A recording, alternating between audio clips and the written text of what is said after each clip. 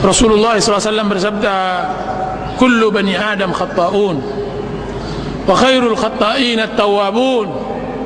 Setiap anak Adam berdosa, dan setiap yang berdosa hendaklah bertaubat kepada Allah Azza wa Jalla. Dosa dan maksiat adalah tabiat manusia.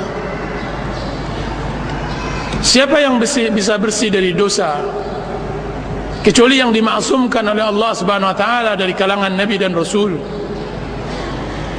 Allah Subhanahu wa taala, Rasulullah SAW bersabda, "Lau lam tudhnibu la dhahaba Allahu bikum wa la atallahu biqaumin mudhnibin summa yastaghfiruna rabbahum faghfara lahum." Jika seandainya kalian tidak berdosa, maka Allah Subhanahu wa taala akan buang kalian, dan akan Allah datangkan orang-orang yang berdosa, kemudian dia beristighfar kepada Allah, kemudian Allah ampunkan mereka. Jika seandainya kita tidak berdosa, bagaimana Allah Subhanahu wa taala menampakkan kasih sayangnya kepada kita? Jika seandainya kita tidak berdosa, bagaimana Allah Subhanahu wa taala memberikan rahmat, fadl, keutamaannya pada manusia? Jika seandainya kita tidak berdosa, bagaimana nikmatnya bermunajat kepada Allah?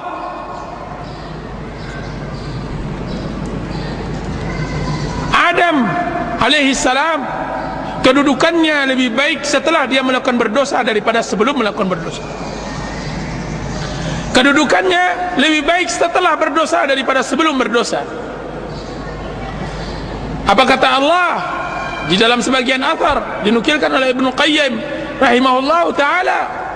Wahai Adam, dahulunya engkau datang kepada aku sebagaimana datangnya raja kepada raja, akan tapi sekarang engkau datang kepada aku sebagaimana datangnya budak kepada majikannya.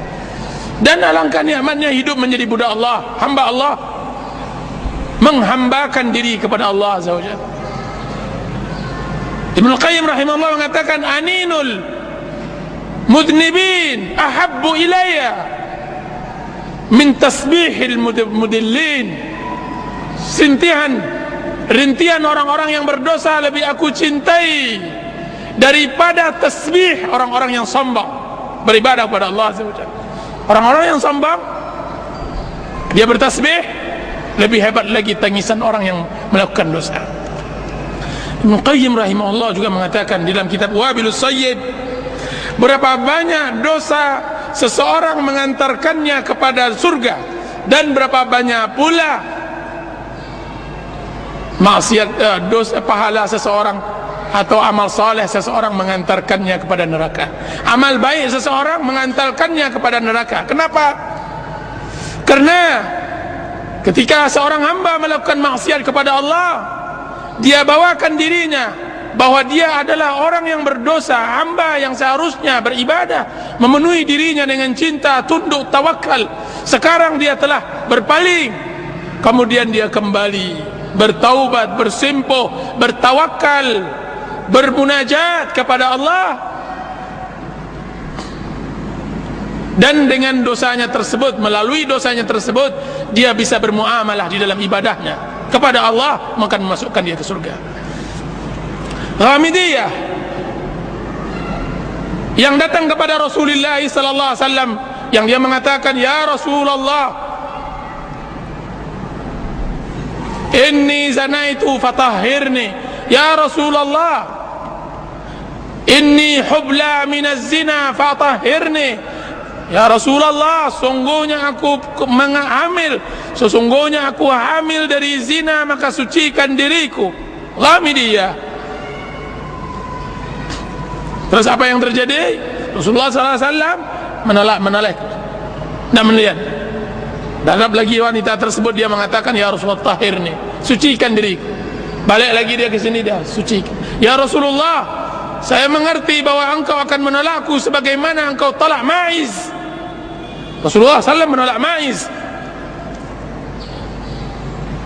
Apa kata Rasulullah SAW? Tidak, aku tidak akan tegakkan sampai engkau melahirkan. 9 bulan Ghamidiyah tersebut dipecut oleh maksiatnya, dibelut oleh zina dan perbuatan fahisyahnya kepada Allah Azza wa Jalla. Akan tapi pecutan maksiat tersebut mengantarkannya untuk bertaubat kepada Allah. 9 bulan dia datang lagi kepada Rasulullah. Dia bawa bayi tersebut, kemudian dia mengatakan, "Ya Rasulullah, ini bayi saya, anal mar'atul lati ji'tuka wa kuntu hubla minaz zina." Akulah wanita yang dahulunya datang kepada engkau yang mengatakan aku berzina, kemudian sucikan aku. Ini dia anakku ya Rasulullah, sucikan diriku.